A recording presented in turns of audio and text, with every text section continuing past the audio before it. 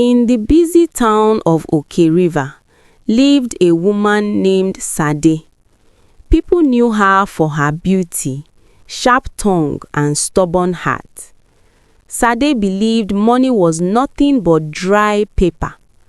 Whenever people talked about saving, working harder, or planning for tomorrow, she laughed loudly and waved her hand. Money is like water, she always said. It flows in and flows out. Why should I bow to it? She preferred enjoyment, fine clothes, loud parties, and sweet words over careful thinking. If money came, she spent it quickly. If money left, she did not care. Many elders warned her. Her friends advised her. Even her mother begged her to take life seriously. They told her stories of people who suffered because they ignored money. But Sade refused to listen.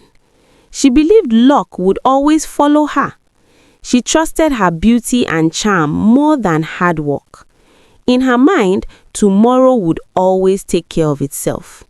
That belief made her smile today, but it was quietly digging a hole for her future.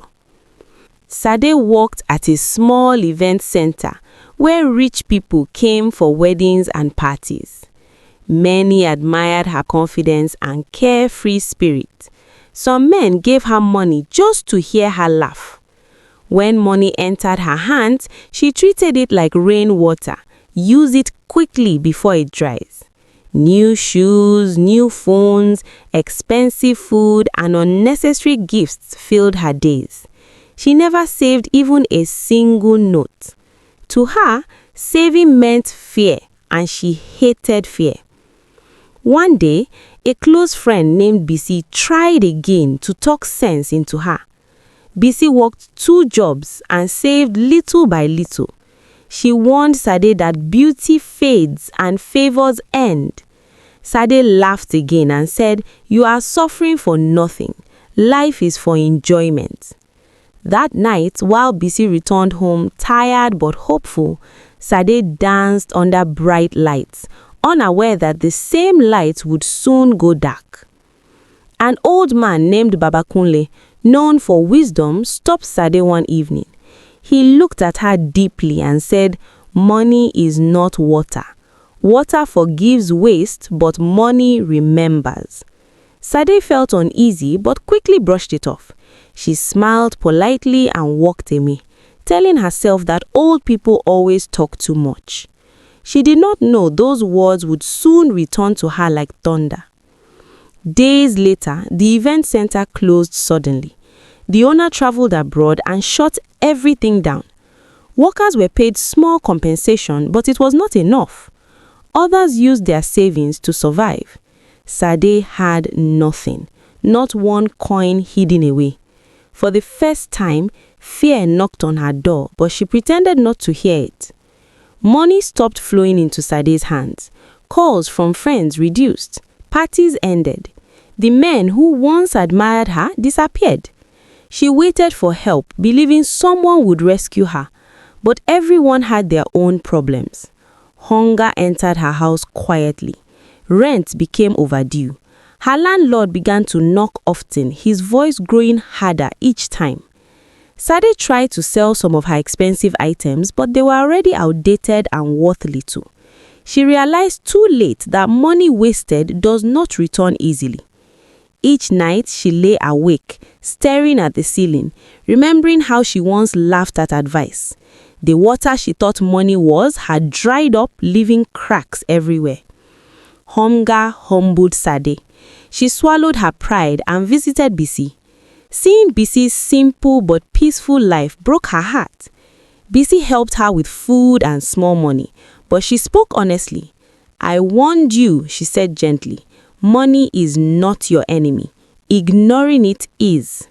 Those words hurt more than hunger. Sade cried that night, real tears, not the dramatic ones she used before. She finally understood that money may not buy happiness, but lack of it brings deep pain. She decided to change, but change, she learned, is not as easy as spending.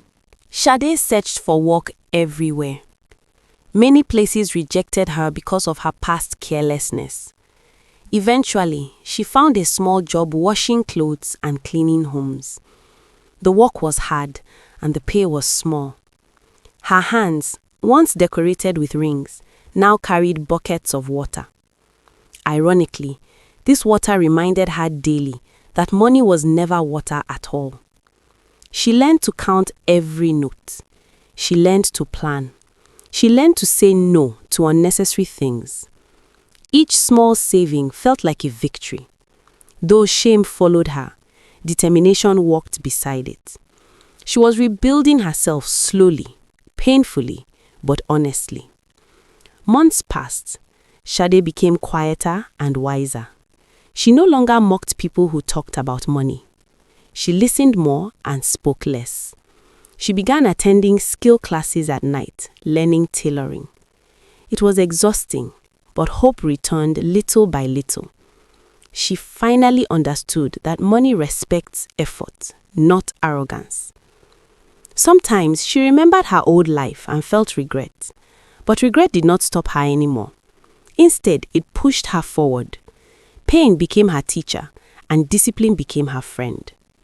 One day, a woman noticed Sade's dedication and offered her a better opportunity in a fashion shop.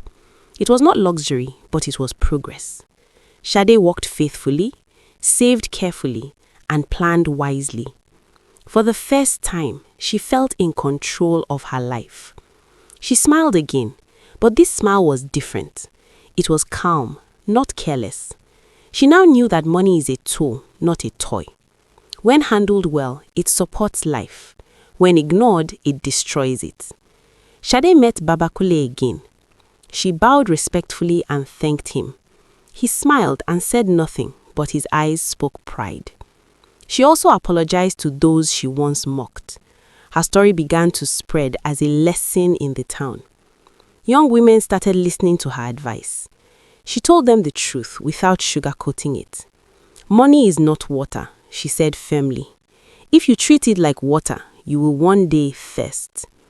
Sade's life never returned to careless luxury, but it became stable and meaningful. She built her future slowly, brick by brick.